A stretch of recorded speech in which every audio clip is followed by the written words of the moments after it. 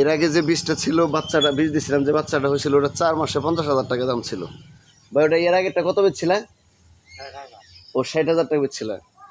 আর তারপরে নতুন করে আরেকটা হয়েছে, এটাও মোটামুটি 50-এর মতো হয়ে গেছে, 3 মাস বয়স। আজকে গতকালকে আবার হিটা আসছে, এখন আবার বীজ দিব। এবার হচ্ছে তাহলে শাহিওয়াল দিয়ে দিই নাকি? এবার হচ্ছে শাহিওয়াল দিয়ে দিচ্ছি। গাভীটা দেশি এবং জার্সির সম্ভবত সমন্বয়ে একটা হচ্ছে ক্রস গাভী। এটার পেটে যে বাচ্চাটা দিব ওটাই খুব ভালো মানের বাচ্চা আসবে। সুতরাং খামারি যেন খুব ভালো থাকে, খামারি যেন ভালো পয়সা পায়, সেই দিকে আমাদের লক্ষ্য রাখতে হবে। আবার অনেকে বলেন যে বীজ কেন মিস করে। বীজ মিস করার 32টা কারণ আছে। তার মধ্যে একটা হচ্ছে টাইমিং বড় বিষয়। গাভী যখন হিটে আসে তার 12 ঘন্টা থেকে 18 ঘন্টার মধ্যে যদি বীজ দেওয়া যায়, তাহলে সেক্ষেত্রে খুব ভালো মানের মানে বীজ কনসেপ্ট করে আর কি। এটা হচ্ছে ভালো ভালো একটা রেটিং পাওয়া যায়। সুতরাং আপনারা লক্ষ্য রাখবেন যেন 12 থেকে 18 ঘন্টার মধ্যে বীজটা দেওয়া যায়। তবে এর আগে পরেও যদি হয়, বীজ রাখে, বীজের সমস্যা হয় না। এটা হচ্ছে গরম পানি, এটা ঠান্ডা পানি মিশ্রণ করতে হবে।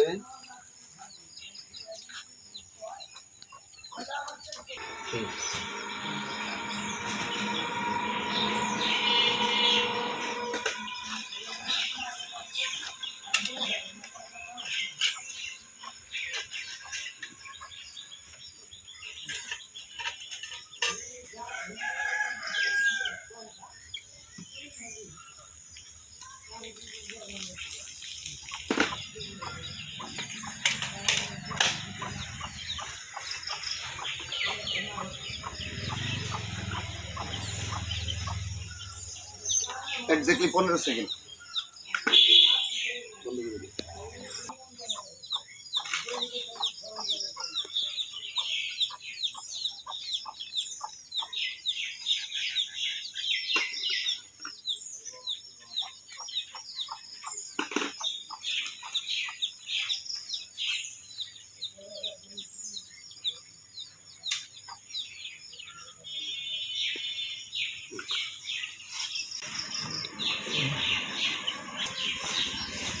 এরকম একটা গাভীর পেটে থেকে আনুমানিক 2 বছরে 2,20,000 টাকার একটা বাচ্চা চলে আসে।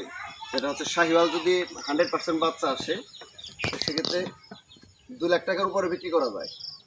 এই যে বাচ্চাটা, সেটা হচ্ছে ফ্রিজিয়ানের ক্রস। এটা মোটামুটি এখন 50,000 টাকা ক্রস করে যাবে, 3 মাস বয়স।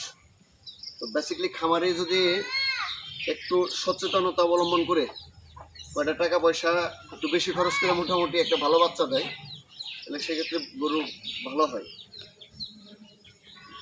এই করি না,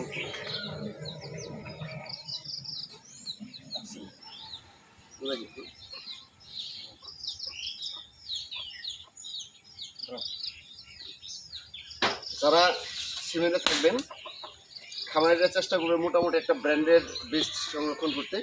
কারণ হচ্ছে ব্র্যান্ডের বীজ, ব্র্যান্ড কোম্পানির বীজ সাধারণত ওদের রক্ষণাবেক্ষণ ভালো থাকে, এবং বড় বড় বুলের যে এই বুল থেকে সিমেন্ট উৎপাদন করা হয়, সুতরাং বাচ্চা ভালো পাওয়া যাবে।